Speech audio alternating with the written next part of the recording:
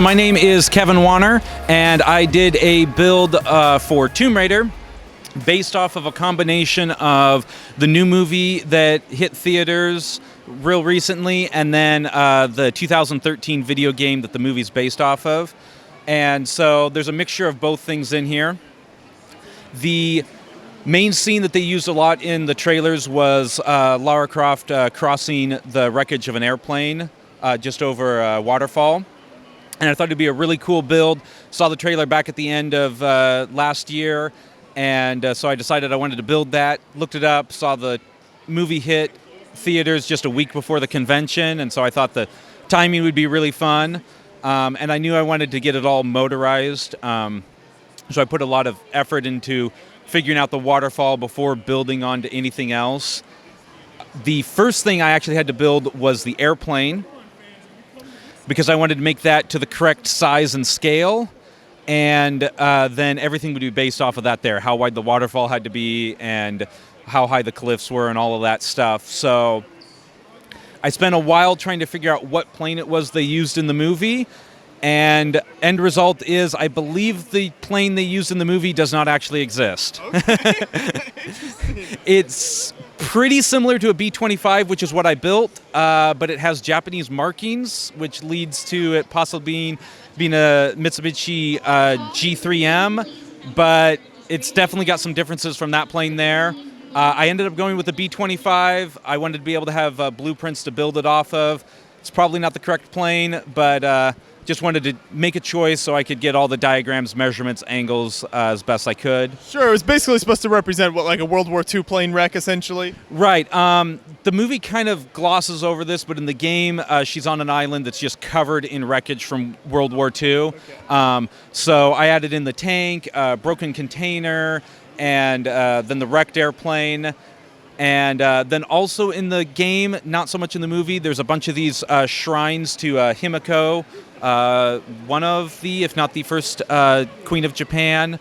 And so I put that in there, never made it into the movie. I watched the movie a week ago and definitely saw quite a few mistakes from my build, but you know, I did a mixture of both the game and the movie, so it's kind of good.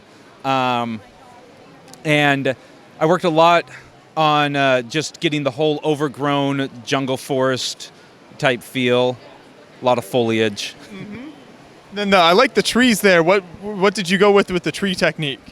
The trees are pretty simple. There's a lot of just the 2x2 round bricks, and then the 2x2 round plates that's got the prongs sticking up, and then just attaching a whole bunch of green foliage pieces off of Pick-a-Brick online, and then brick-built stumps for the bases of the trees to get a little bit less uniformed roundness and kind of roots going out and stuff.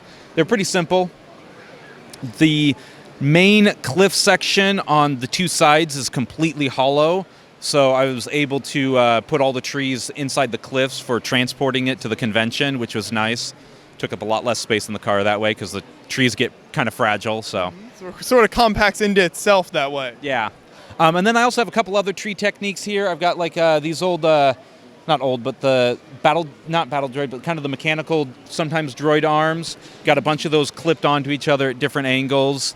And then also a couple of these weird tusk type pieces that they came out somewhat recently in brown, just for some kind of curved, smaller tree trunks.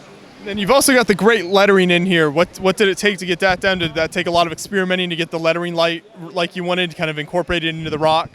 It did. So the lettering was inspired by the fact that I didn't feel like I had enough dark gray to build the entire cliff.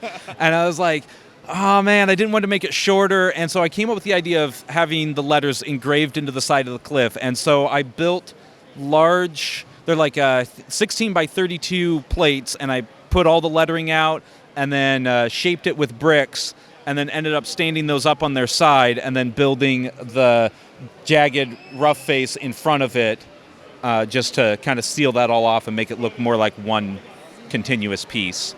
Mm-hmm. I think it was a good idea in the end. It definitely adds a cool element to it. The Tomb Raider words there. It also helps if you don't recognize the scene, then everybody knows what it's from. Yeah, no, I'm really happy with how the lettering turned out, and I do think that ended up being a pretty good decision there. It's just kind of funny how it was a lack of pieces that led to an inspiring moment. And you mentioned, obviously, there's a lot of movement in here, so can you talk a little bit more detail about that, kind of how you got all that figured out, incorporated into the build? So the waterfall is on a tread system. It moves around in this loop, kind of this triangle shape. So it goes across for the top of the river, then drops down for the waterfall, then angled up on the back.